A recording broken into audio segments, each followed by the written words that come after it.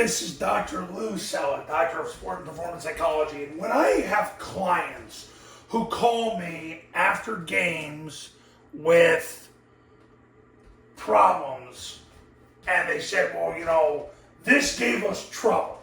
It's always the same three things. I'm going to go through this with you right now. What ends up happening is generally the number one thing I get from clients that they got in a game that gave them problems was run blitzing. M stunts, whether 2 and 20 exchanges, the D tackle slants one way, the backer goes the other way, and there's penetration and it causes problems. Or they just line up people in a gap and they blitz, and now all of a sudden it's like the world ended.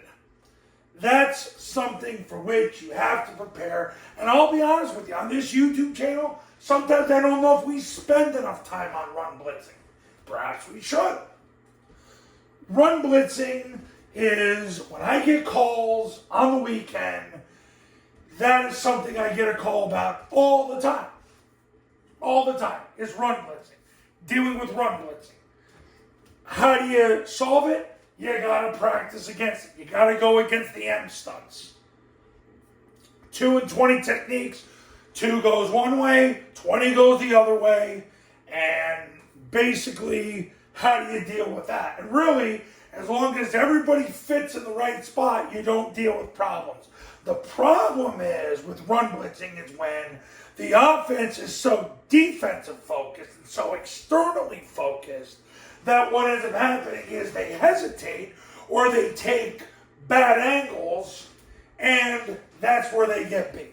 So run blitzing is the number one thing I get after a game. Number 2, and I've made a video on this before, it's playside A and B gap defenders. Because what happens is they come out, they're comfortable establishing the fullback on the dive and the trap. They get A and B gap defenders, and even though they've practiced it, a team comes out in it, and they're now all of a sudden, it's like real. It's real. They came out and they said, go get the ball in the perimeter. We don't care. The great thing about the zone dive is it hits off tackle. It's not an inside run. It's an off tackle run. It's a myth that it's an inside run. So you shouldn't have any issues with it. The key is that the tackle gets his near knee in the crotch, near forearm to the stomach, 4-inch northbound steps. But he's got to get his near knee in the crotch. That's the most important thing. If he gets his near knee in the crotch, that is how you get positional leverage. And that's usually where the downfall is against playside A and B gap defenders. On the trap, it's often the same thing. The down blockers don't get positional leverage. They've got to get the knee in the crotch. Near knee in the crotch. If you've watched all 3,700 of these videos, I don't know how you do it, but if you did, you heard me say it endless times about positional leverage. Near knee in the crotch. Near limb to the stomach. 4-inch northbound steps. Okay. The final thing is TNT, which is now all of a sudden you get a 0 and 2 2s or 2 3s, and you're trying to run the offense, and you got 3 dudes inside.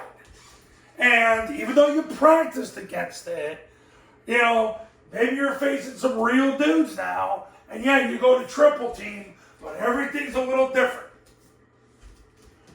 Generally, these are the questions I get after games.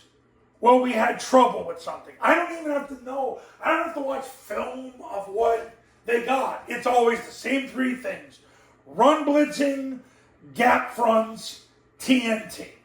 In that order. Because the run blitzing happens fast, and see, this is the reason why you've got to practice at an urgent pace, why you've got to make the offense an internal conflict, and you've got to repeat to get that level of mindfulness.